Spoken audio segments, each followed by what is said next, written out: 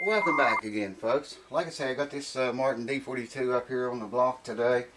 I'm going to do several things to it. First, well, I've got a Martin D28 right there. Actually got two of them in here for repair right now. But the one I'm working on right now, I was instructed to set the action on that guitar at 6/64 on the low E and 5/64 on the high E. I set it for 5/64 on the low E and 4/64 on the high E, and I set this one 6/64 on the high E and 5/64 on the low E. So if you're following what I'm saying, I got them reversed. I got screwed in my head some way. So I got to reset that guitar too, but I'm going to do this one first. Got to pop the saddle out. We need to drop the action 1/64. That means I got to take 2/64 away from the bottom of the saddle. I'm not going to put you through all of that again. I'll just sand it, mark it, sand it down, and then we'll have 5/64 on the low E at the 12th fret and 4/64 at the high E 12th fret, and that'll be done. Also, we are going to sand a little on this nut. Actually, I think I'm going to use a file on it, and file just a little bit off the top of it so more of the string is exposed. If you notice in the other video, someone mentioned it too. There's more string, the strings are setting down in the slots too far, so I'm just going to take a little off the top of the nut with a file, and then maybe some 1500 grit sandpaper and smooth it out so the string, more of it will be exposed. You want the string to set about half of the diameter of the string down into the slot. These are set way down in deeper than that, and that's the wound strings mainly is what that's supposed to do, not so much the unwound ones. Specifically 4th, 5th, and 6th strings. The rest of them, it's okay to set down there. We're going to take a little bit off of the top of the nut and expose a little bit more string, let it rest on top of the nut more instead of sunk down in there. Better sound in the long run. And lastly, like I said in the beginning, we're going to drill a hole in this puppy. We're going to put a strap button in it, so if you want to watch a beautiful guitar get reamed out, stay tuned. Right now, I'm going to do the saddle, and then I'll bring you guys back when I get ready to do the nut. I'm going to just might as well do that while I have all the strings loose and out of the way as I'm fixing my mistake on the saddle. So we are going to set this action at 5/64, as I said, on the bass low E string, 12th fret, 4/64 on high E string, 12th fret. And while I have the strings loose, like I say, I wanted to do the nut, and then we'll drill holes in it. Hold on. Alright, got the saddle the right height on the right guitar this time, finally. Now we know the nut action on this guitar is okay. Done set it, done checked it, it was okay. 16 thousandths up to 18 thousandths. The trouble is now, well, it's not really trouble, but it's something we don't like to see, is the see the strings. I took a lot off of this already. They were setting down in there a lot farther than this. Mainly concerned with these 3 strings, maybe the 3rd one a little bit. The unwound ones, it's okay for them to set down in there. These we like to see about half of the diameter of the string above the surface of the nut, okay?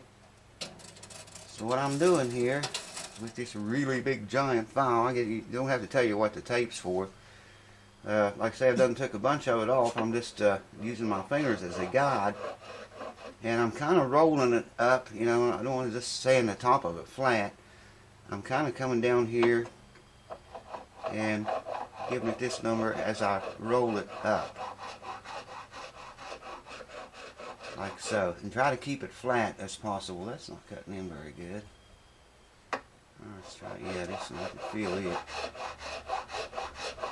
Just kind of roll it up, see? I don't know how well you're seeing it. And then once I get it, you can see the file marks there. Once I get it about where I want it at, like I said, I'll take some 1500 grit sandpaper and smooth the file marks out where you can't see the file marks so much. Make it look a lot more like it did before I even started. But got a little ways to go yet, quite a ways actually. And I won't bore you too much with this. I just wanted to show you and keep from putting any unwanted scars in the guitar or the fretboard or headstock or anything like that. Let's do a quick check here.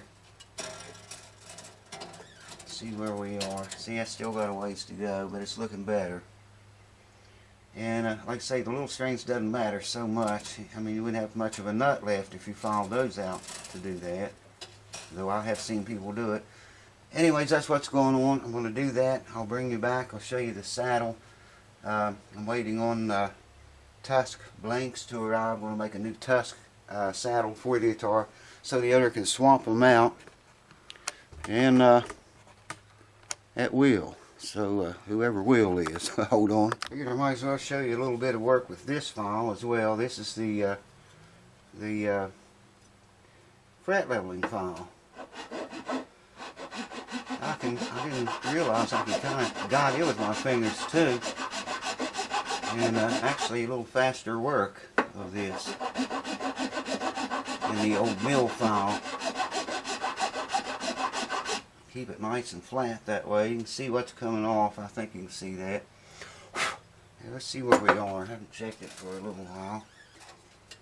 Like I say, I'll take sandpaper and make that prettier. There, you can see we're getting there.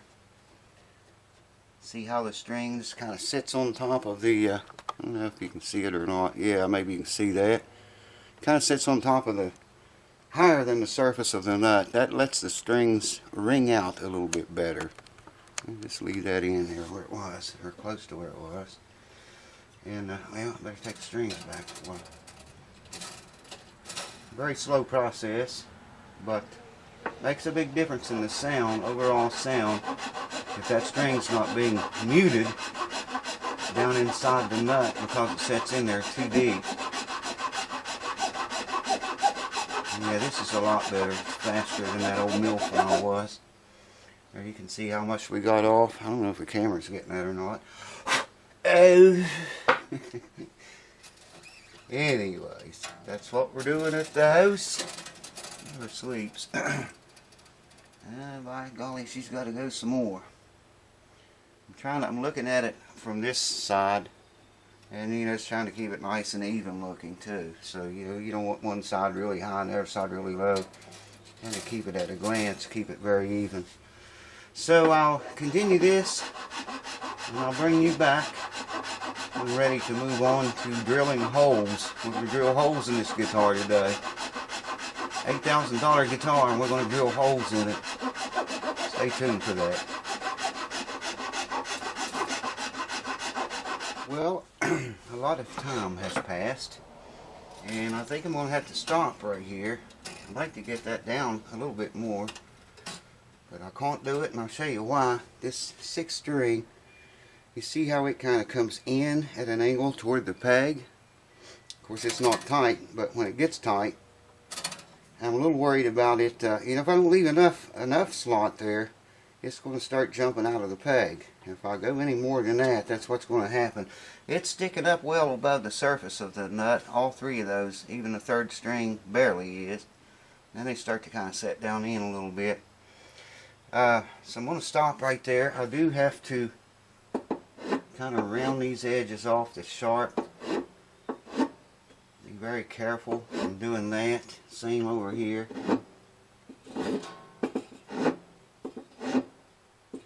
Just knock the sharp sides off where I filed it. And I want to move the strings out of the way now and get some sandpaper on that. About a 1500 grit paper, and just kind of make the file marks go away. So that's where we are now. Let me show you here before we go. Give you a closer up. Maybe I can. Yeah, I think you can see how these strings are sticking up higher than the surface of the nut itself. That's what we were wanting. I hope you can see what I'm saying. The way this string is being pulled inward toward the peg, if I make it stick up out of there any farther to get these up higher, then on a string tension, I'm afraid it's going to pop right out of the peg. You know, especially when you're jarring down on it playing it. We don't want that to happen. So I'm going to stop there.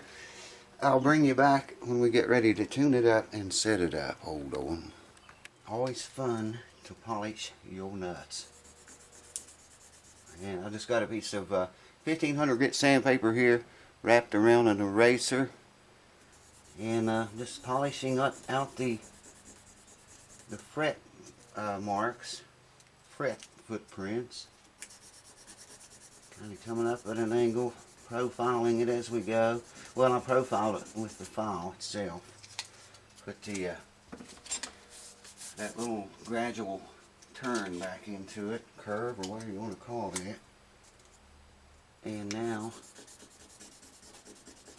just polishing out the fret marks. I've got that upside down from the way I wanted it. There we go. Yeah, you can already see it starting to get shiny. I don't know if the camera's getting it or not, but believe me, it is. I gotta show you all this. This is one of the things you get when you pay this much for an acoustic guitar. Check this out.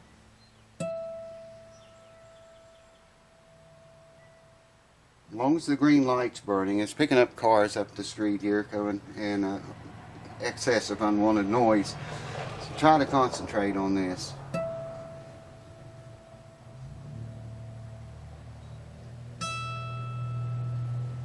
It's too much damn racket.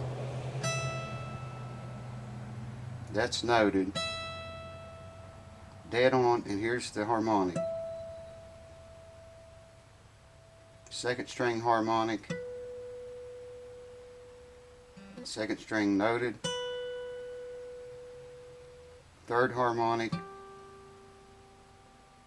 Might be a little bit flat. Third string noted. Register's a little bit flat. Fourth string harmonic, if you can hear it for all the damn traffic. There. Fourth string harmonic, noted.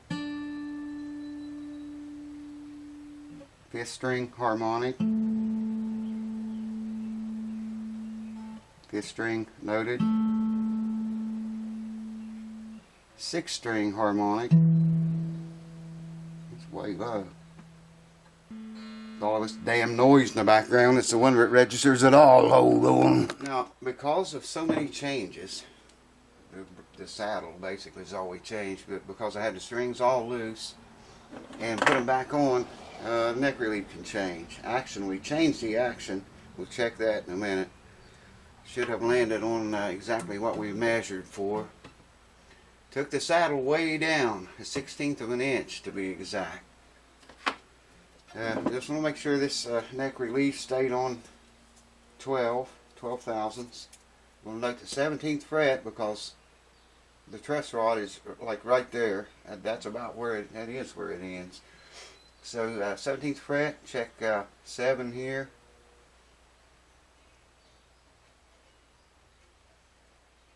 That just fits in there, and that's all. It's perfect. It stayed right on 12 thousandths. A lot of guitars, when you loosen all the strings, like I did to work on the nut, then the neck relief changes. Look at that. It's perfect. 12 thousandths neck relief. That's very good to see. Now, the thing that I screwed up before, set the wrong action on the wrong guitar. So let's see where we landed now. We'd like to see 5/64 on the bass E string, the low E. Get my old eyes tuned in here. And it is. It's 5/64 dead on the money. And we want to see 4/64, and it is perfect, man. It is perfect. Yes, sir. It gradually raises with each string, and it's 5/64, yeah, here on the low E. Hard to keep up all these numbers, especially when you're trying to do it in the middle of the road. Welcome to the house that never sleeps. Hold on, let me gather my thoughts here. Alright, we're going to punch holes in this puppy now. I'm going to drill it, baby. When I put a strap button on, I like to come back to this curve here where the neck, you're coming down the neck, okay? And then you start up this curve to the heel. Find the center of that curve, come down, and then move up or down until you're about the center of the top here, and the center of the guitar here, like right here in the top. Find the center of that. Come straight out till you're in the center, about the center of that curve. I've got it marked there. And the reason for the tape is just to kind of protect the finish a little bit. So bear with me. This is going to hurt. Take a deep breath and relax. It's going to hurt me a lot more than it is you. Here we go. Drilling holes in an $8,000 guitar, folks. Wow. Got a brand new 5/64 bit. And there we are.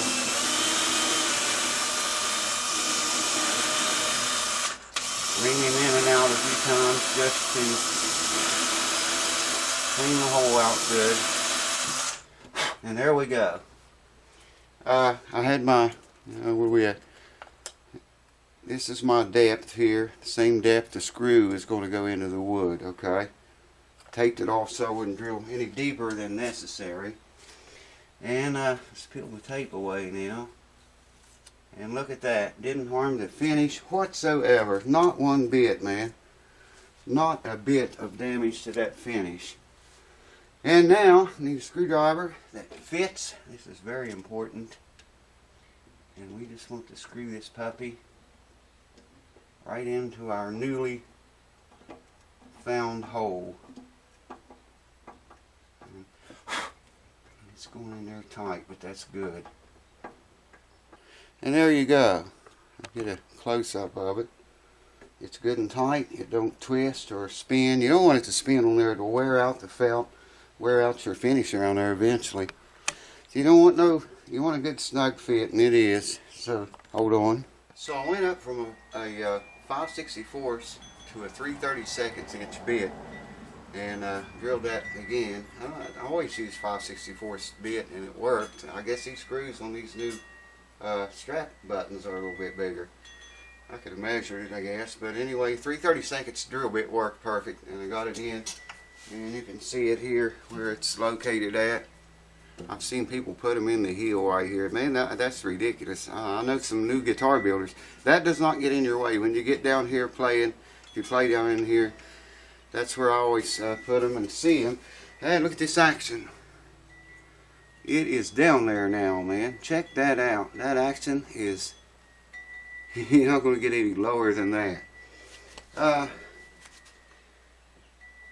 What else? Oh, I was going to show you the nut again. You can look at the nut, how the strings are sticking up out of the slots the way they should, or as much as I can. Like I say, I can't go any flatter on the top of that nut with that, you know, in fear of the 6th string popping out of the slot. We don't want that to happen. When the tusk saddles get here, it's going to be interesting. Stay tuned for that. We're going to compare a tusk saddle with this bone saddle that's in here now. I'm going to compensate it and put the radius in the new saddle, the tusk one, to match the board. The board, I don't know if I ever said or not, it's a 16-inch radius on this fretboard. That's what this saddle is, the bone saddle. It's in there now because I checked it. And after I got it the right height, I wrote the right where the low E string passes over the saddle. It's 278 thousandths thick, the entire saddle is, okay? At the high E string, right where the string passes over, 234 thousandths thick.